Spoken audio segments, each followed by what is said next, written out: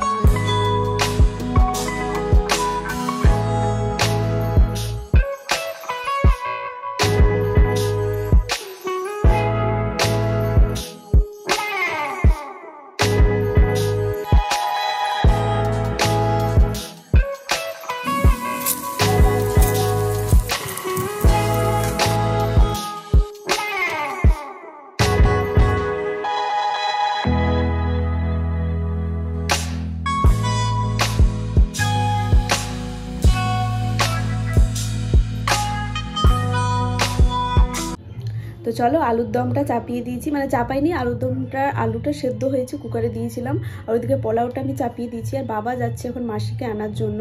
তো এখন আমার মাসি আসছে তো গাড়িতে চেপে গেছে বাবা নিয়ে আসবে এখানে কুমারডুবি না চিরকুন্ডা কোথা থেকে যাই হোক। তো মাসি বলতে আমার মা তো আমার জন্মদাতা কিন্তু যেই মাসি আমার কর্মদাতা সে আজকে আসছে সোনালি মাসি। তো তোমাদের ওর সাথে তো অবশ্যই আমার পরিচয় করিয়ে দেবো। আর ছোট মাসি দাদু মেজো মাসি সবাই কিন্তু আজকেই চলে আসবে পুরো কমপ্লিট ফ্যামিলি। আর আমার পিসিও এখানেই আছেই। আর কি বলতে গেলাম শুধু কর্তা মশাই আমার বাদ দিয়ে বাকি সবাই আসছে আমার ফ্যামিলির। আর মামা মামি আসছে না কারণ যেহেতু দাদু আসছে বাড়িতে তো একজনকে থাকতেই হবে। আর সেই উপলক্ষে মাসিও আসছে মাসি আর ভাই শুধু এখানে খাবে দুপুরবেলাতে বাকি তো সবাই মানে খাবার দাবার খেয়ে পড়েই আসবে। তো সেই জন্য দেখি পোলাওটা কতটা কি হচ্ছে আবার খারাপ টারাপ হয়ে যাবে না। তো মানে একটা যখন অনেক কিছু প্ল্যানিং করে যখন কিছু হয় না তখন মানে বলেইছি আমি যে হয় না আর হঠাৎ করে যখন যেটা ভাবা হয় সেটা ঠিকই হয়। আমি যে সোনালি মাসির কথা বলছিলাম ইনি হচ্ছে সেই সোনালি মাসি। তো চলে এসছে ফাইনালি। চল আমরা খাবার খাবো আমাদের খিদে পেয়ে গেছে হ্যাঁ। ভাই আজকে গিয়েছিল সকালবেলা সেটা তো তোমরা দেখলে তখনই কিন্তু এই সোয়েটারটা তারপরে এনে দিয়েছে। তো একটু বড় হচ্ছে টুকাইকে পরালাম পরার পর আর খুলছেই না টুকাই। আর আমার দুটো মাসি চলে এসছে আর একটা মাসি শুধু এলেই হবে। এটা হচ্ছে আমার পারুল মাসি মানে আমি ছোটোবেলা থেকে পারু মাসি বলতাম। আর ওটা সোনালি মাসি সেটা তো তোমাদেরকে বললামই। এখন যাচ্ছি আমরা কালী ঠাকুর দেখার জন্য। তো চলো যাওয়া যাক। তো আমার সব মাসিরা চলে এসছে আর একটা মাসি আসা বাকি রয়েছে। তো চলো এবারে যাই কালী মন্দিরে দেখি কেমন মানে কালী ঠাকুর কেমন হয়েছে। আর মন্দিরটা অনেক দিন হয়েছে যাইনি তো আজকে একটু ঘুরে আসি তারপরে খাবার দাবার হবে। আজ সব খাবার মাসি বানাবে সব খাবার বানাবে ভদ্র মহিলা মেরি কামবালি বাই। তো ঠাকুর দেখে চলে এলাম আর ওখানে আমরা পৌঁছেছি আর ওদের ওখানে মানে কারেন্টটা ছিল না নাহলে ওখানে পুরো লাইট টাইট ছিল লাইট দেওয়া ছিল ওই জন্য আর কি একটু অন্ধকার ভালো করে দেখতে পেলাম না। আর আমাদের বাড়িতে তো মানে কারেন্ট রয়েছে কিন্তু ওখানে কারেন্ট ছিল না তো ওই জন্য। আর আমরা বাড়ি ঢুকলাম আর দেখছি ওখানে লাইটটা জ্বলছে সব কিছু জ্বলছে।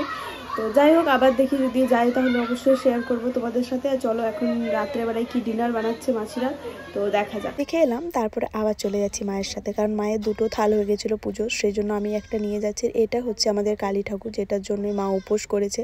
আর অ্যাকচুয়ালি আমারই এই মানসিকটা ছিল। তো আমার আর টুকাইয়ের আমাদের করোনার জন্য আর কি মা এই পুজো উপোস সব কিছু করেছে, আমার করোনা হয়েছিল ওই জন্য। তো যাই হোক, রাত্রি 12টার সময় পুজো হবে, তারপরেই কিন্তু মা খাওয়া দাওয়া করবে। আর ভিডিওটা আমি এখানেই শেষ করলাম। চলো টাটা।